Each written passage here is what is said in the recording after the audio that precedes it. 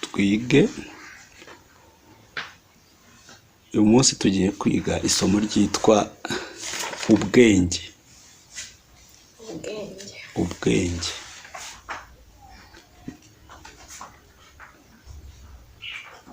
no kuvuga ngo mu buryo bw'abantu tuvuga ubwenge ku bantu. Ntekereza ko nta hantu baravuga ko inka ifite ubwenge. Ubwenge tuvuga ku bantu, yego, amatungo n'inyamaswa.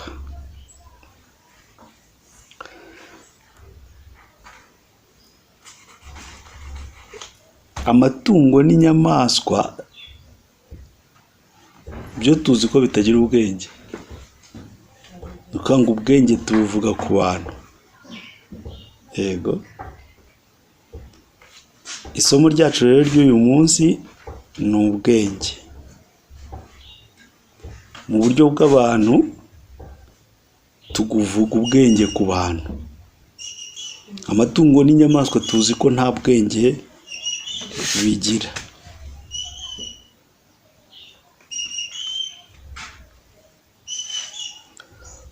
Umuntu tuvuga yuko afite ubwenge dushingiye ku byo avuga cyangwa ibyo akora. Ni nayo mpamvu usanga iyo umuntu afite ubwenge buke cyangwa bwinshi hari amazina tugenda tumwita. Rimwe na rimwe ugasanga iyo bashaka kukwereka ko ubwenge bwawe butageze ku rugero rw'umuntu bakwita amazina y'inyamaswa. Rimwe na rimwe ukanarakara kubona bunyaka gitimbwa.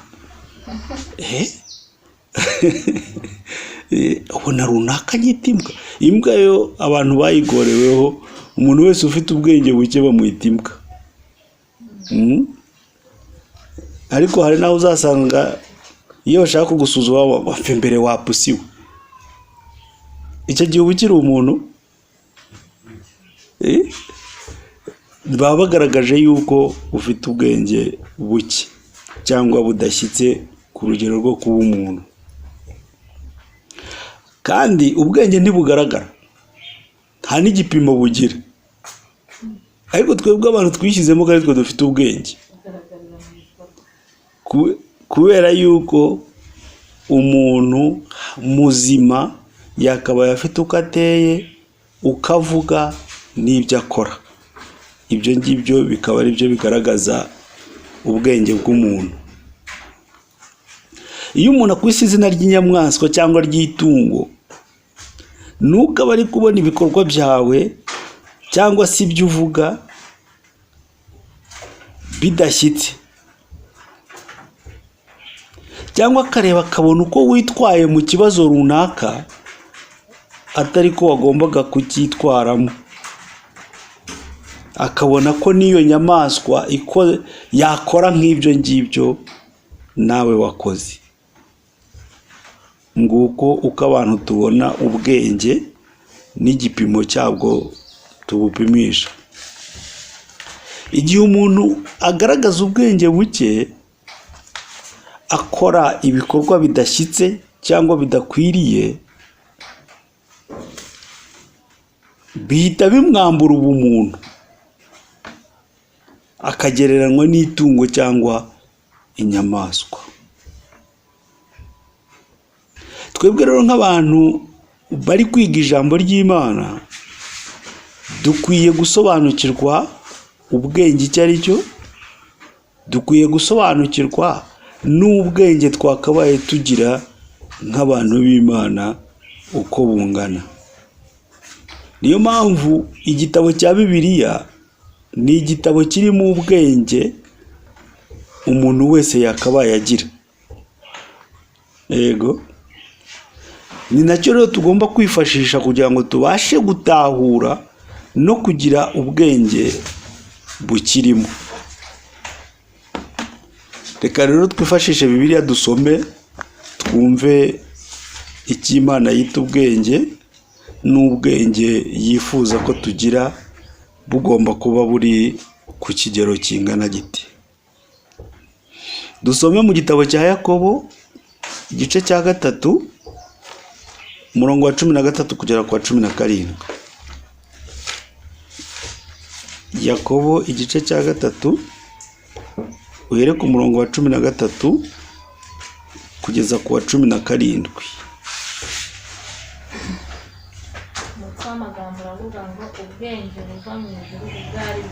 Ubwenge buva mu ijuru ubwo ari bwo. Ninde muri mwe umunyabwenge? Ninde muri mwe w'umunyabwenge kandi w'umuhanga? Niyerekanisha ingeso ze nziza, imirimo yafite. Urumva habonetsemo n'ikindi kintu bita ubuhanga. Ubwenge n'ubuhanga. Ubuhanga nibwo buri buze kutugaragariza imikorere y'umuntu. Yego. Niyerekanisha ingeso ze nziza, imirimo ye. Ni ukuvuga ngo kugira ngo ugaragaze yuko ufite ubwenge, ugomba kuba ugaragaza ingeso nziza. Afite ubugwaneza n'ubwenge. Ukagaragaza ubugwaneza n'ubwenge. Ariko niba muhorana amakimbirane akaze mu mitima yanyu, ugahorana intonganya, ntimukabyiratane ngo mubeshyere ukuri. Ni ukuvuga ngo iyo umuntu agira intonganya, akagira impagarara mu mutima we, ibyo bintu ntituzabyite ko ari iby'ubwenge. Yego. Umuntu muzima ntago yakabaye agira intonganya, ntago yakabaye agira impagarara, ahubwo yakabaye agaragaza ubwenge n'ubuhanga. Ubwenge buraza mu mitekerereze, ubuhanga buze mu mikorere. Igihe ukoze ikintu tukabona yuko nta buhanga burimo, tuhita tumenya ko nta n'ubwenge ufite. Yego. Bene ubwo bwenge si bwo bumanuka buvuye mu ijuru. Kumbe hariho ubwenge buturuka mu ijuru, hakabaho n'ubwenge bw'isi. N'ubw'inyamaswa abantu ndetse n'ubw'abadayimoni. Kumbe hariho abantu ariko b'inyamaswa. Haleluya. Uri kugenda mu nzira wamenya umuntu w'inyamaswa. Yego. Wamumenya. Yaba ari kugenda ateze. Ntabwo yaba ageresha amaguru abiri. Afite n'amaboko abiri n'umutwe umwe. Akora ibintu bitandukanye. Nta kintu arakora. Wowe uri kumubona agenda gusa, ukabona ni inyamaswa. Kumbe hari abantu benshi tuhura nabo, tugendana nabo, kumbe ari inyamaswa bantu. Wowe ukareba inyuma gusa, ukareba ukagenda, kumbe ni inyamaswa. Tuzabibwirwa n'iki? N'ubwenge afite. Ubwenge gusa ntibuhagije kuko butagaragara ku maso. Tubirebere n'ubuhanga akoresha mu byo akora. Yego. 16. Uko amakimbirane n'intonganya biri, ariho no kuvurungana kuri, no gukora ibibi byose. Nuko ahantu hari amakimbirane n'intonganya no kuvurungana no gukora ibibi byose, aho hantu nta bwenge buba buhari. Yego. 17. Yego. Ariko ubwenge buva mu ijuru, irya mbere, buraboneye. Nukwanga ikikwereka ubwenge buva mu ijuru, nuko umuntu usanga atangiye gukora ibintu biboneye, biri ku murongo. Kandi n'ubw'amahoro. Ugasanga aho uri hose utanga amahoro, icyo gihe uba ufite ubwenge buva mu ijuru. N'ubw'ineza. Ugasanga ibyo ukora byose ubikora ni neza. Bwemera kugirwa inama. Ukemera kugirwa inama. Bwuzuye imbabazi n'imbuto nziza. Ugasanga umuntu agira imbabazi kandi akagaragaza imbuto nziza. Akenshi iyo turi kuvuga imbuto tuba turi kuvuga amagambo. Kandi akirinda kurobanura ku butoni. Kandi butagira uburyarya. Kandi ukirinda uburyarya. ni ukuvuga ngo rero niba umuntu ubona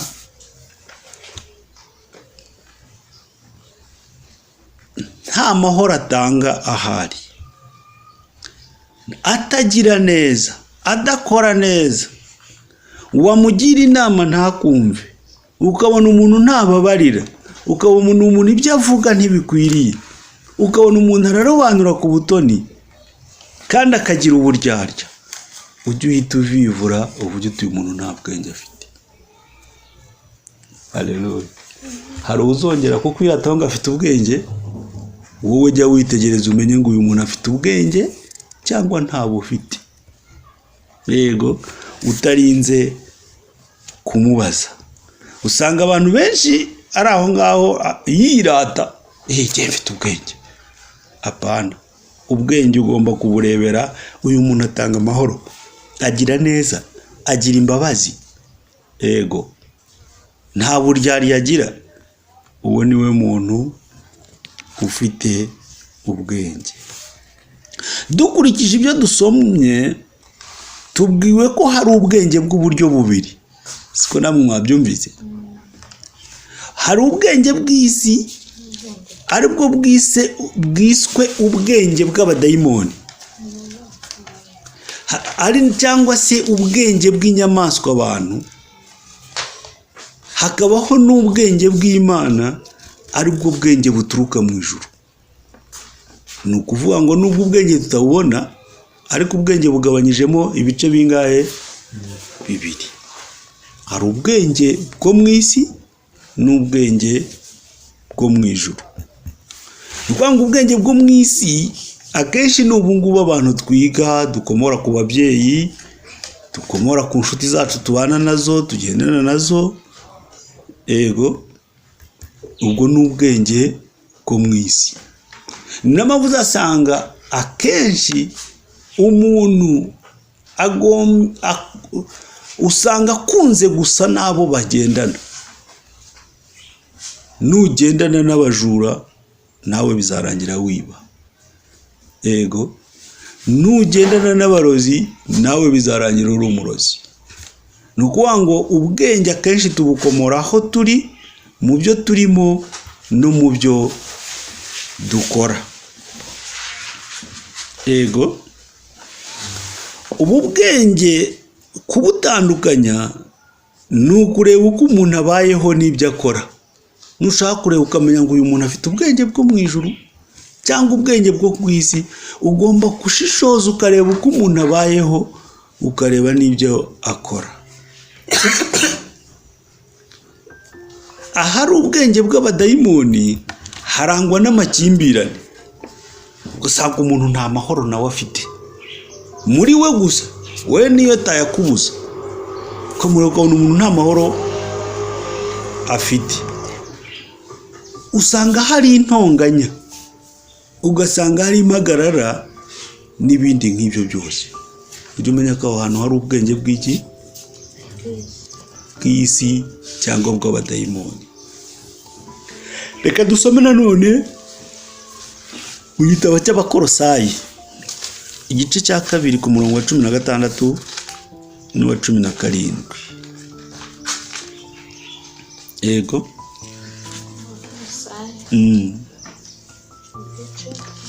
cya 2 umurongo wa 16 n'uwa 17.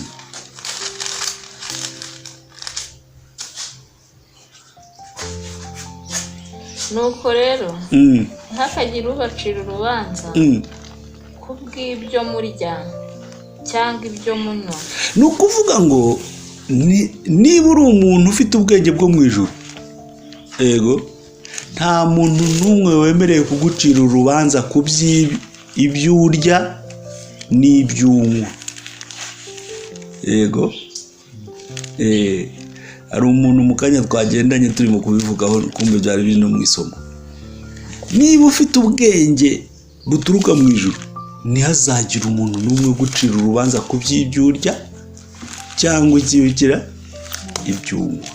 Wemerewe kurya byose, wemerewe no kunywa byose niba ufite ubwenge buturuka mu ijuru. Nta muntu n'umwe wemerewe kugucira urubanza. Komeza. cyangwa ku minsi mikuru. Nta muntu n'umwe wakabaye kukubwira ngo ukwiye kwizihiza umunsi mukuru wa runaka.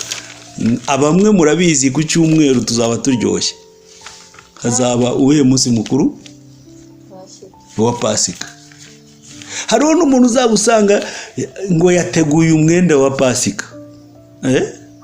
Ugasanga abamama bashyize ku nkeke abagabo kuko surankunda kuko utankuriye umwenda wa Pasika. Turaza kureba niba ari ubwenge. Cyangwa kubw'iminsi mikuru cyangwa kubwo kwizihiza imboneko z'ukwezi. Mu minsi mike tuzizihiza mwezi Ramazani. Abantu bazaba bashyushye bari kurya bari kunywa. Ego. Ibyo ngibyo rwose ntihazagira umuntu ubiguciraho urubanza. Cyangwa amasabato. Cyangwa se amasabato. Gusanga wowe kutaruhuka isabato ngo wowe uri gukora kandi ari ku isabato. Niba uri umuntu w'Imana ntihazagira umuntu ugucira izo manza nk'izo ngizo. Kuko ibyo ari igicucu cy'ibizaba. Ibyo ngibyo ni ibintu bigaragarira amaso, ni igicucu kibigomba kubaho. Naho umubiri wabyo ufitwe na Kristo. Naho umubiri wabyo ufitwe na Kristo. Uyu murongo dusomye ushatse kutwigisha iki? Dukurikije uko dusomye, ikintu cyose tubonesha amaso. Igice cya 2 umurongo wa 16 kugeza ku 17. Dukurikije ibyo dusomye, ikintu cyose turi kubonesha amaso gihishemo ikindi kintu tutabonesha amaso. Icyo kitaboneshwa amaso nicyo gihishemo Kristo. Ntibatubwiye ngo umubiri wabyo ufitwe na Kristo. Cya kintu utari kubonesha amaso nicyo gihishemo Kristo. Kandi Kristo ni iki? Ni ubwiru bw'Imana. Ubwiru bw'Imana buhishe mu bintu bitaboneka. Ego. Dufashe udusomere mu Baroma. Abaroma igice cya mbere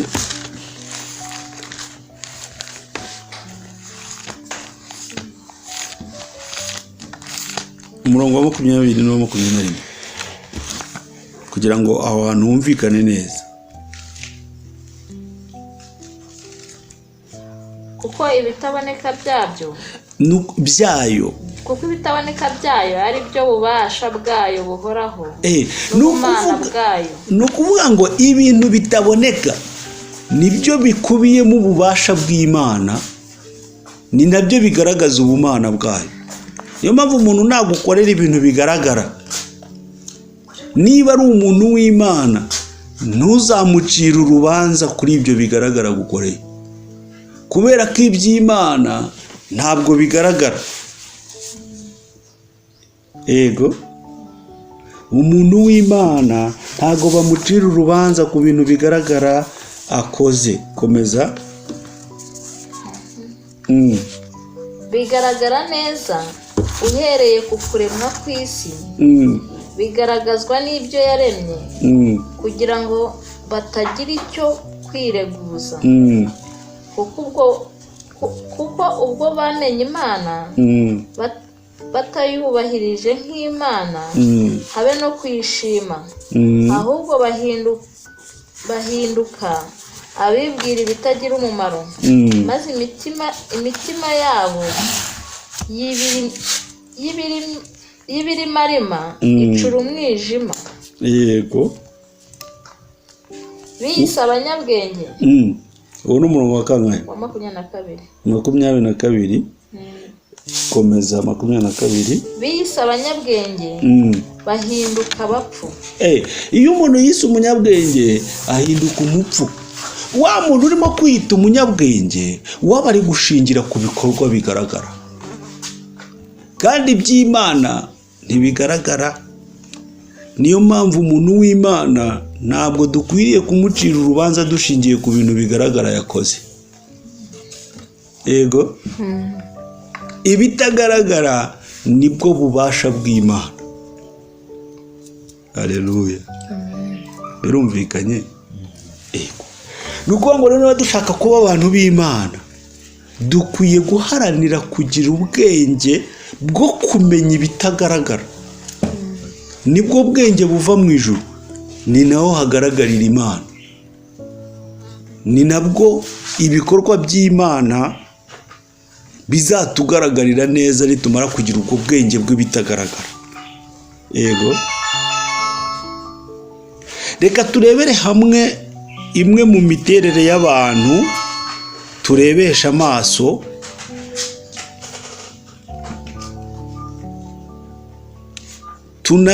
tunamenye Kristo uhishe mu byo turi kureba, cyangwa se ubwiru bw'Imana ari bwo bwenge bw'Imana buhishemo. Yego,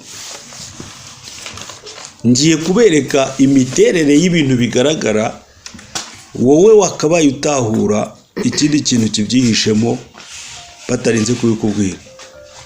Ariyo mpamvu umuntu w'Imana we nta gaca urubanza ku byo ari kureba. Yego, umuntu w'Imana ntagira gute? Nta gaca urubanza ku byo ari kureba. Wowe ugomba gutahura icyihishe muri ibyo ngibyo uri kureba. Ari nayo mpamvu yo gutuma twiga izi nyigisho. Yego, ndabahaho bikeya, ndabaha nk'ibyiciro 7 gusa, cyangwa se abantu bafite imiterere 7 yonyine, indi tuzagenda tuyireba uko tugana imbere. Izi nyigisho zigamije gutuma utahura ukamenya umuntu n'ibimurimo. Ubwa mbere, hari umuntu uzajya ureba ukabona akunda kurakara vuba. Ukabona umuntu akunda kurakara vuba, akavuga nabi, akarwana, akagaragaza igitinyiro,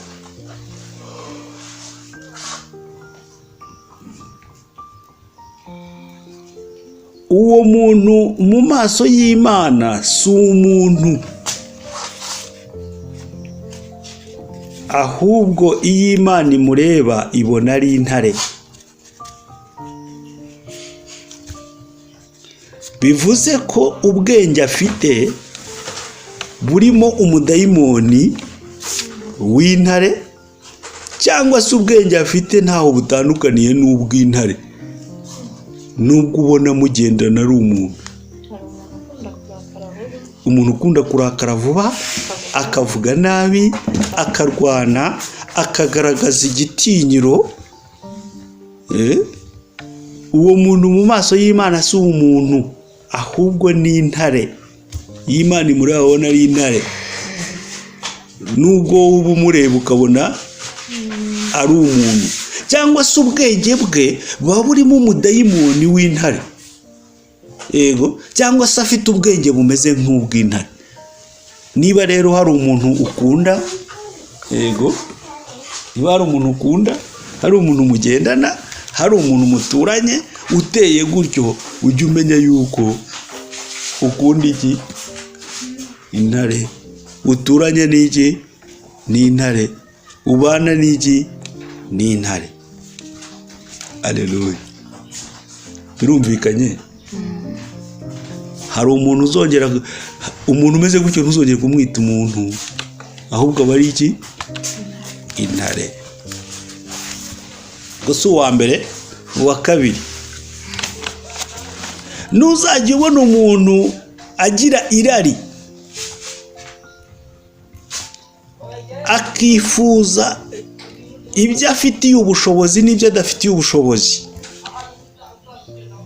akaba afite umugore cyangwa umugabo ariko akamuca inyuma akajya gusambana. Uwo muntu mu maso y'Imana si umuntu, ahubwo ni imbwa. Iyo Imana imureba ababona ari akabwa kari kugenda mu nzira. Cyangwa se mu bwenge bwe bwigaruriwe n'umudayimoni w'imbwa cyangwa se afite ubwenge bungana n'ubw'imbwa. Niyo mpamvu nuzumva jewe uje ukambwira ngo wambwa we, ntabwo jewe ntekereza ya yindi igira ngo oya, jewe ngira gute bita ntekereza ibyo mbonyeho kugira ngo mbikosore. Ngirira riryigize hari ibintu se mvise nifuza kandi nta bushobozi bifitiye. Ubundi umuntu muzima w'Imana ugomba kwifuza ikintu ushobora kugeraho cyangwa se ushobora kwihigiye ukakibona. Icyo gihe uba uri umuntu w'Imana. Yego, hari ukuntu rero dukunze kubana n'abantu tukagendana nabo kumbe n'utuvuga twibanira natwo. Yego, iyo turi kwigisha iki kintu abantu benshi bakunze kuvuga ngo turimo gutukana, ariko munyumve neza, ni ukugira ngo ubashe gutahura abantu mubana, ntuzongere gufata abantu bose ngo ujye ubita ngo ni abantu. Twabonye ko hari umuntu w'inyamaswa muntu. Undi muntu wa gatatu rero, mu gihe uzajya ubona umuntu yesikoroka abantu, yego, ari umwesikoro, aguze amafaranga ntiyishyure, agahora mu madeni, akabeshya agamije kwambura, uwo muntu mu maso y'Imana ntabwo ari umuntu, ahubwo ni inzoka. Iyo Imana imureba ibona ari ikiyoka kiri kugenda hasi cyikurura. Yego, bivuze ko afite muri we umudayimoni w'inzoka cyangwa ubwenge afite bungana n'ubw'inzoka.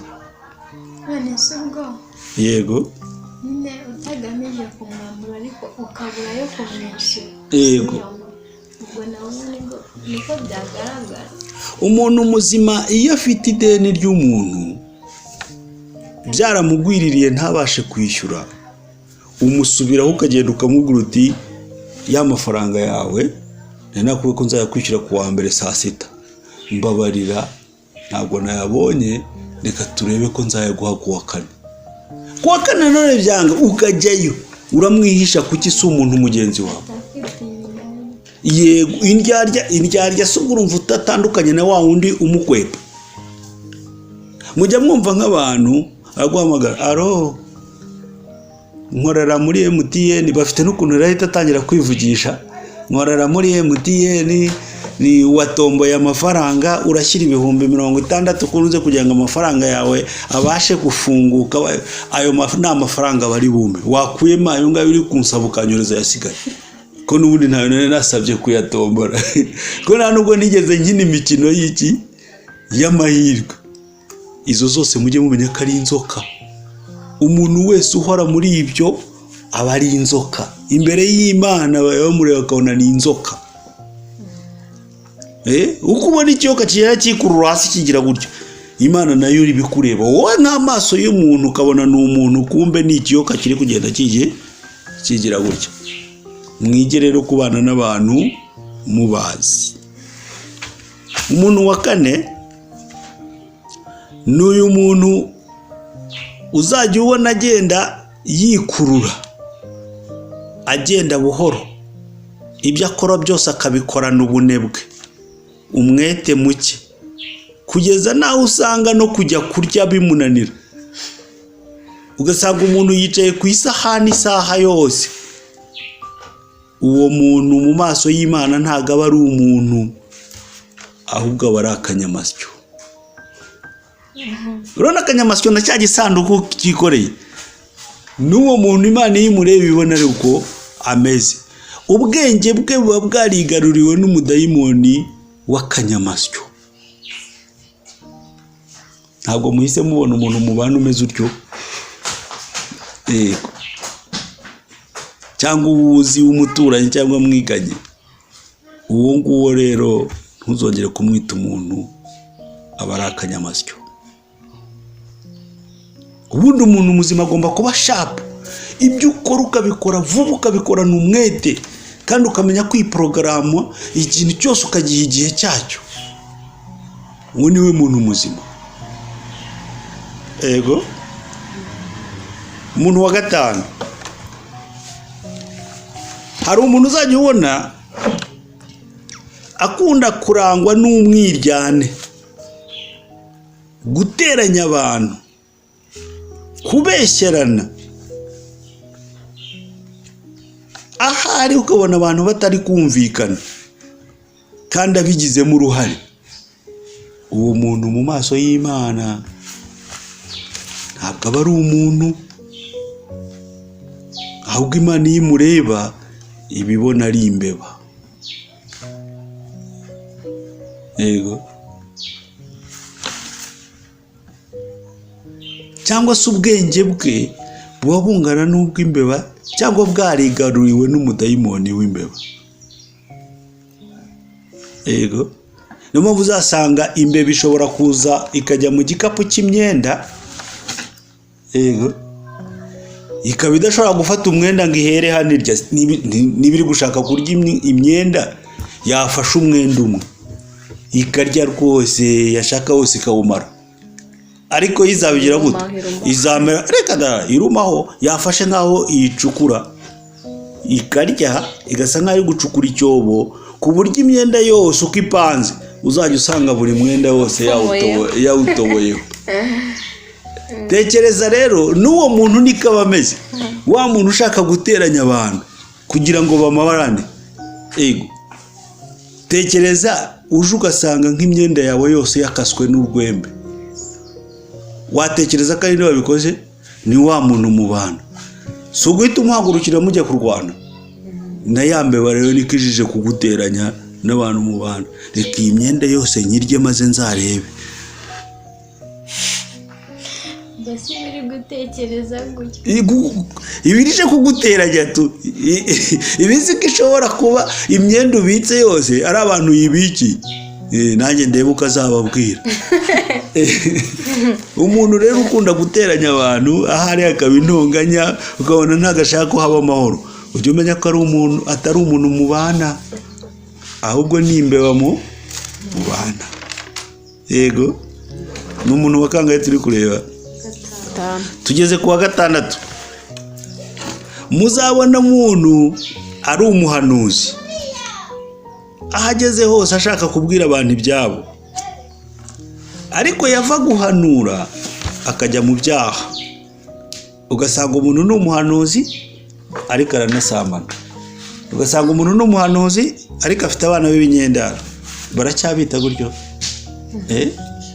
Nk'abana 3-4 badahuje base, ariko yagera mu itorero baririmba biterera hejuru, agahita atangira ati even if what paracetamol fasida. Imana igiye gutyo.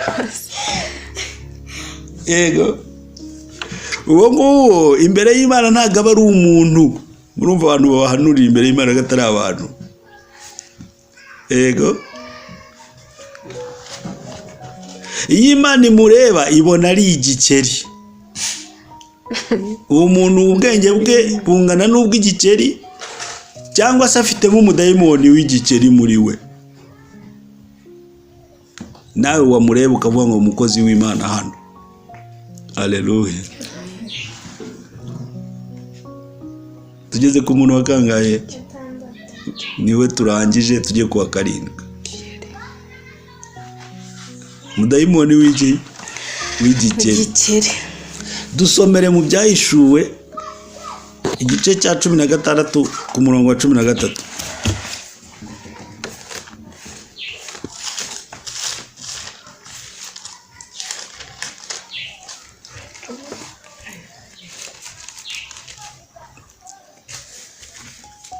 Haravuga gute? Nuko mbona mu kanwa ka cya kiyoka. Nuko mbona mu kanwa ka cya kiyoka. No mu kanwa ka ya nyamaswa. No mu kanwa ka ya nyamaswa. No mu kanwa ka wa muhanuzi. No mu kanwa ka wa muhanuzi. W'ibinyoma. Havamo imyuka 3 mibi. Havamo imyuka 3 mibi. Isa n'iy'ibikeri. Urumva abantu ni abahanuzi ariko muri bo harimo imyuka y'ibikeri.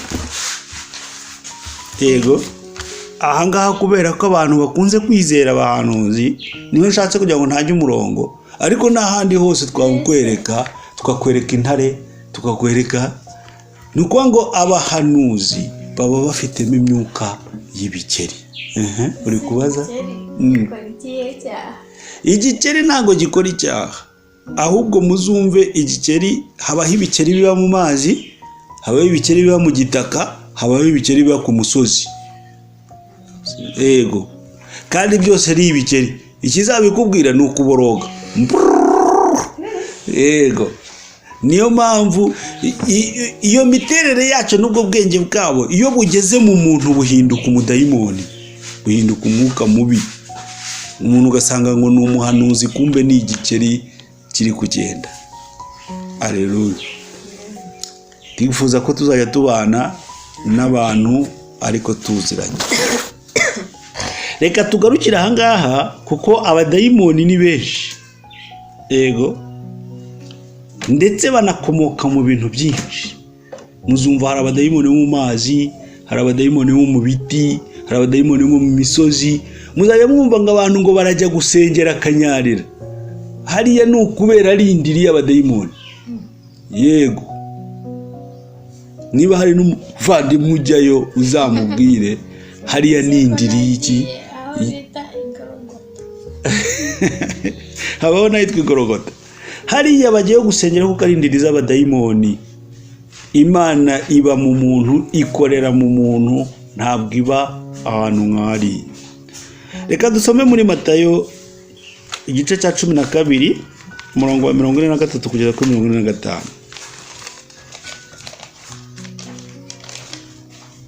Yego,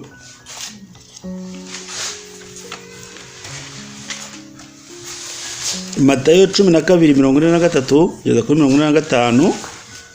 Nimo mwahageze mu dusomere. 43. Dayimoni yo ivuye mu muntu.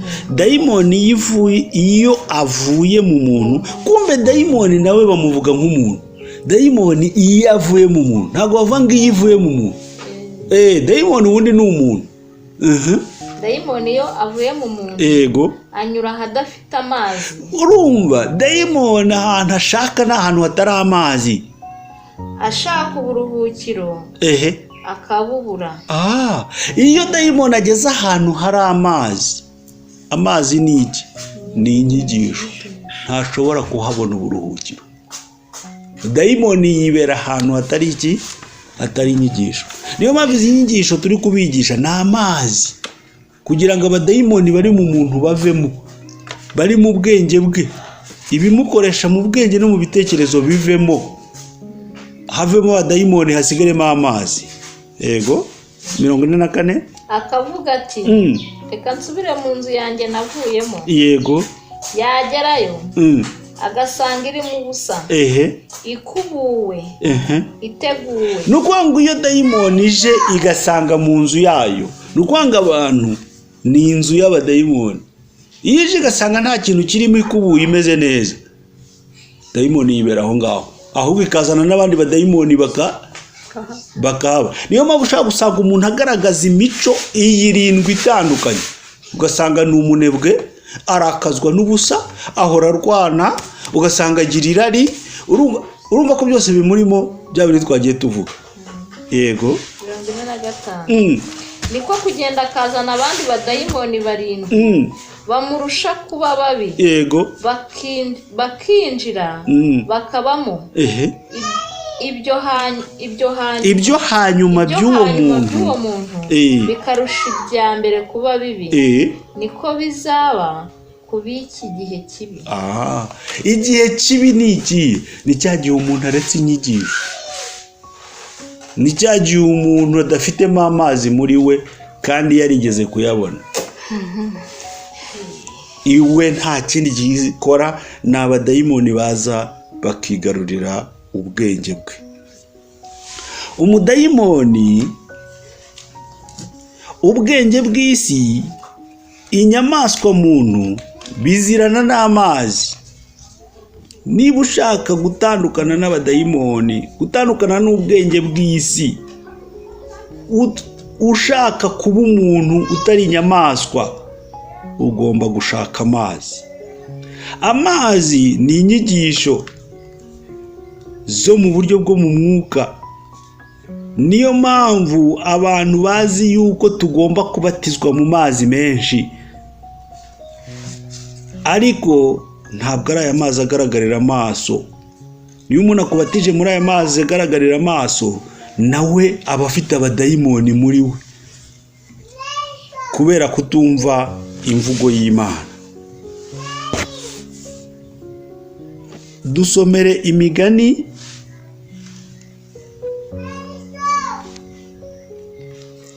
18 umurongo wa 4.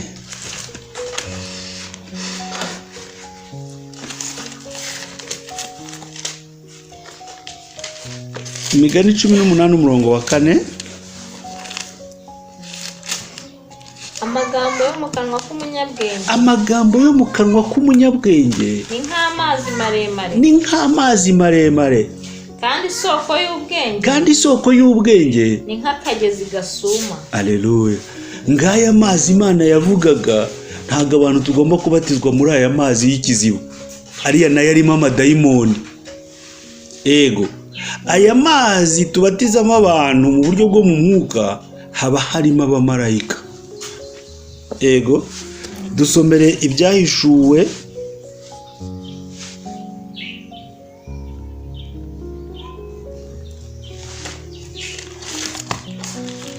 igice cya 16 umurongo wa 5.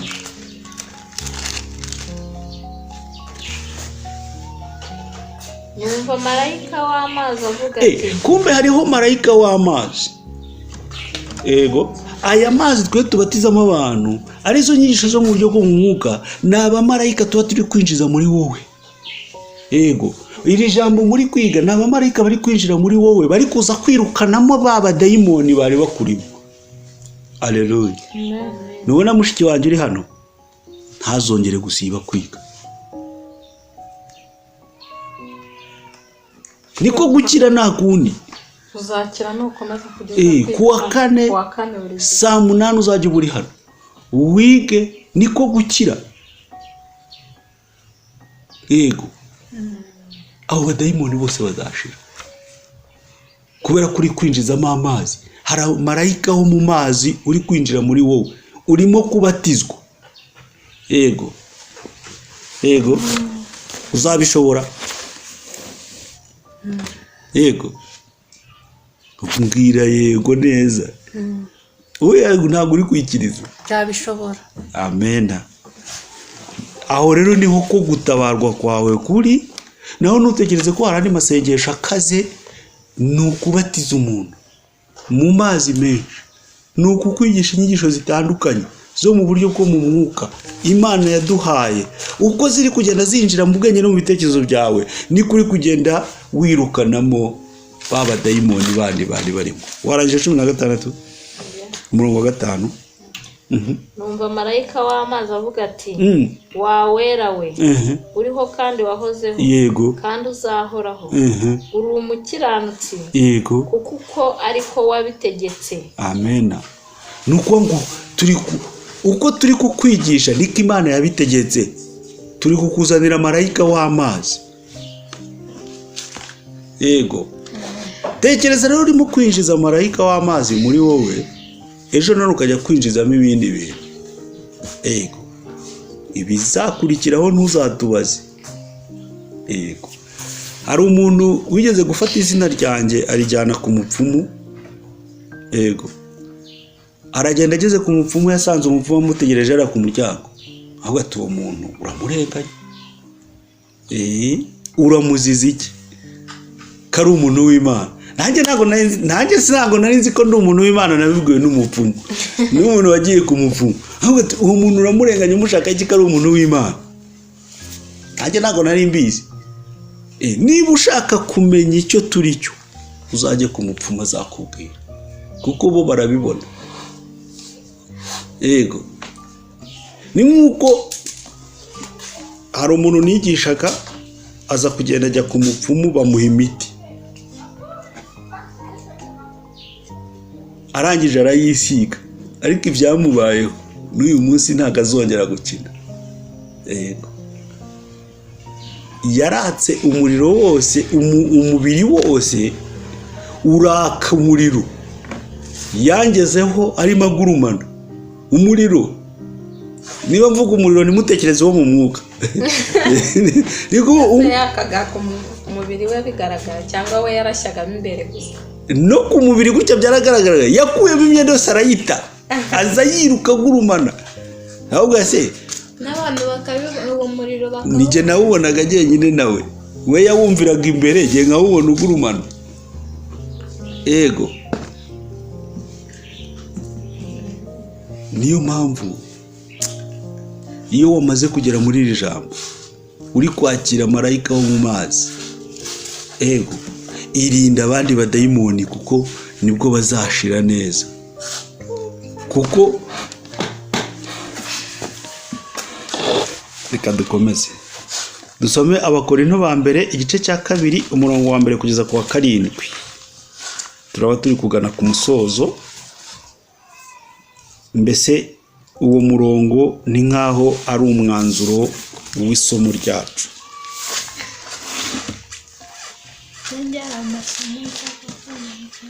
Yego, turayasoma nidusoza.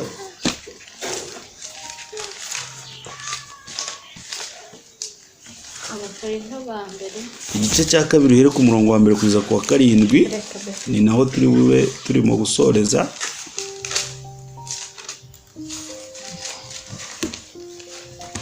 Abakorinto ba mbere igice cya 2 Yego. umurongo wa mbere bavuga ko Yego. ariko nagambiriye mu mutima wanjye. Ntago ari uri gusoma, nicyo gituma bene data